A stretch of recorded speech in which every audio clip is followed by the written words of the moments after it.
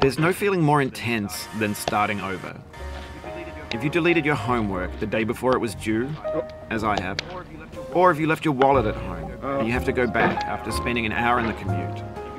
If you won some money at the casino and then put all your winnings on red but it came up black. If you got your best shirt dry cleaned before a wedding and then immediately dropped food on it. If you won an argument with a friend and then later discovered that they just returned to their original view. Starting over is harder than starting up. If you're not ready for that, like if you've already had a bad day, then what you're about to go through might be too much. Feel free to go away and come back. I'll be here. Alright, thanks for coming with me on this trip. I'll understand if you have to take a break at any point. Just find a safe place to stop and quit the game. Don't worry, I'll save your progress, always, even your mistakes. This game is a homage to a free game that came out in 2002, titled Sexy Hiking. The author of that game was Jazuo, a mysterious Czech designer who was known at the time as the father of B games. And B games are rough assemblages of found objects. Designers slap them together very quickly and freely, and they're often too rough and unfriendly to gain much of a following. They're built more for the joy of building them than as polished products. In a certain way, Sexy Hiking is the perfect embodiment of a B game. It's built almost entirely out of found and recycled parts, and it's one of the most unusual and unfriendly games of its time. In it, your task is simply to drag yourself up a mountain with a hammer. And that act of climbing, in the digital world or in real life, has certain essential properties that give the game its flavor. No amount of forward progress is guaranteed. Some cliffs are too sheer or too slippery, and the player is constantly, unremittingly in danger of falling and losing everything.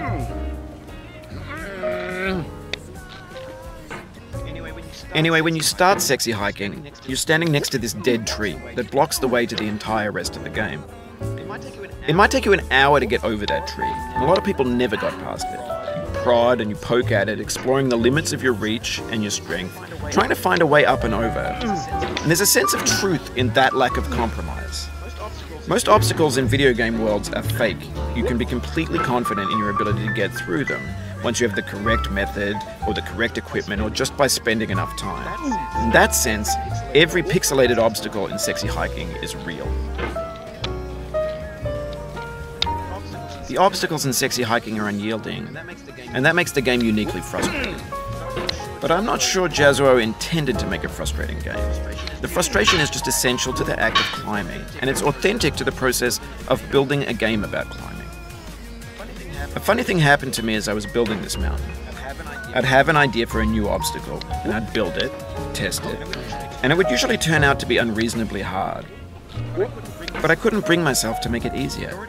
It already felt like my inability to get past the new obstacle was my fault, as a player rather than as a builder. Imaginary mountains build themselves from our efforts to climb them, and it's our repeated attempts to reach the summit that turns those mountains into something real. When you're building a video game world, you're building with ideas, and that can be like working with quickset cement. You mold your ideas into a certain shape that can be played with, and in the process of playing with them, they begin to harden and set until they're immutable, like rock. And at that point, you can't change the world, not without breaking it into pieces and starting fresh with new ideas.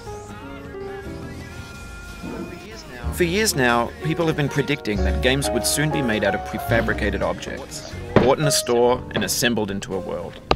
And for the most part, that hasn't happened, because the objects in the stores are trash.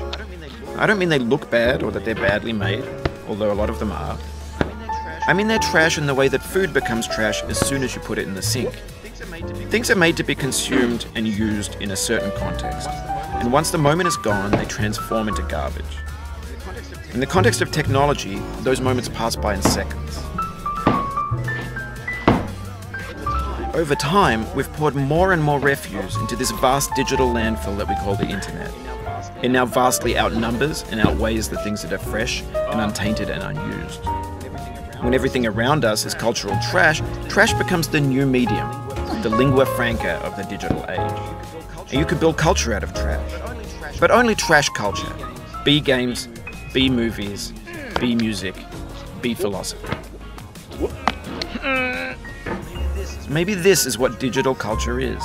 A monstrous mountain of trash, the ash heap of creativity's fountain. A landfill with everything we ever thought of in it. Grand, infinite, and unsorted. There's 3D models of breakfast, Gen X's fanfic novels, scan magazines, green screen Shia LaBeouf, banned snuff scenes on LiveLeak. Facebook's got lifelike bots with unbranded adverts and candid shots of Kanye and Taylor Swift mashups, car crash epic failed GIFs, Russian dashcam vids, discussions of McRibs, discarded, forgotten, unrecycled, muddled, rotten, untitled. Everything's fresh for about 6 seconds, until some newer thing beckons, and we hit refresh. And there's years of persevering, disappearing into the pile, out of style, out of sight. In this context, it's tempting to make friendly content that's gentle, that lets you churn through it but not earn it. Why make something demanding if it just gets piled up in the landfill, filed in with the bland things? When games were new, they wanted a lot from you. Daunting you, taunting you, resetting and delaying you. Players played stoically. Now everyone's turned off by that. They want to burn through it quickly. A quick fix for the fickle. Some tricks for the clicks of the feckless. But that's not you. You're an acrobat. You could swallow a baseball bat.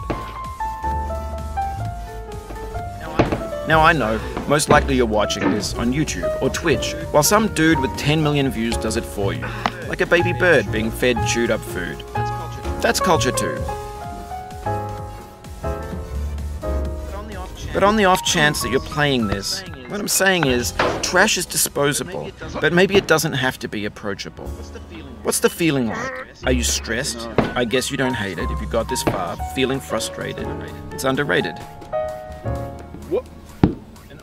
An orange is sweet, juicy fruit locked inside a bitter peel.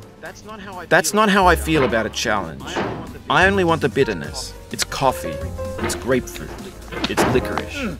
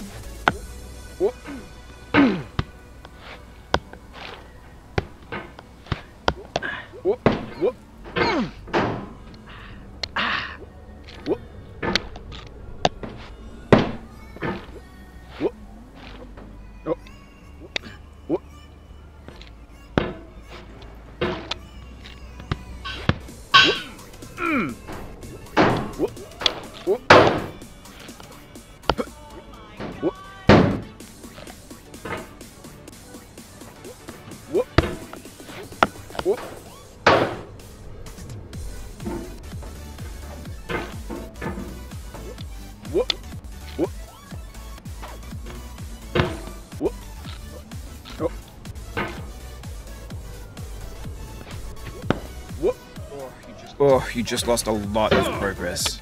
That's a deep frustration, a real punch in the gut.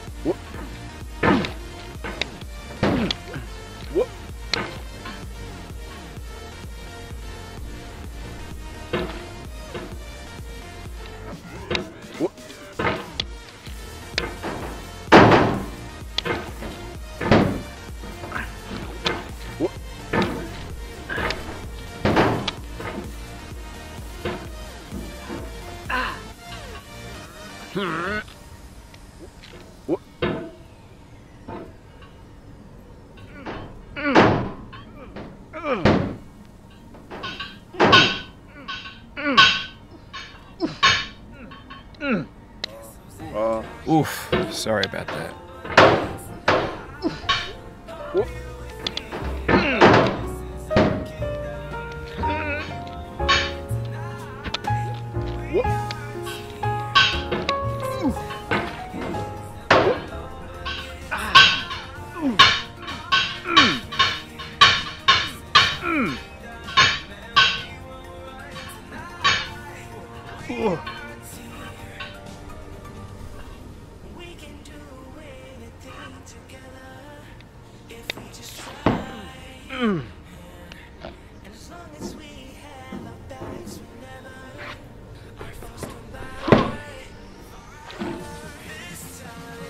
Oh no.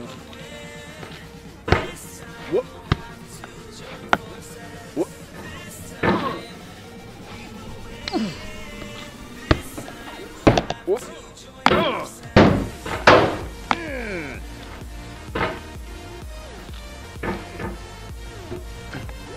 What? What?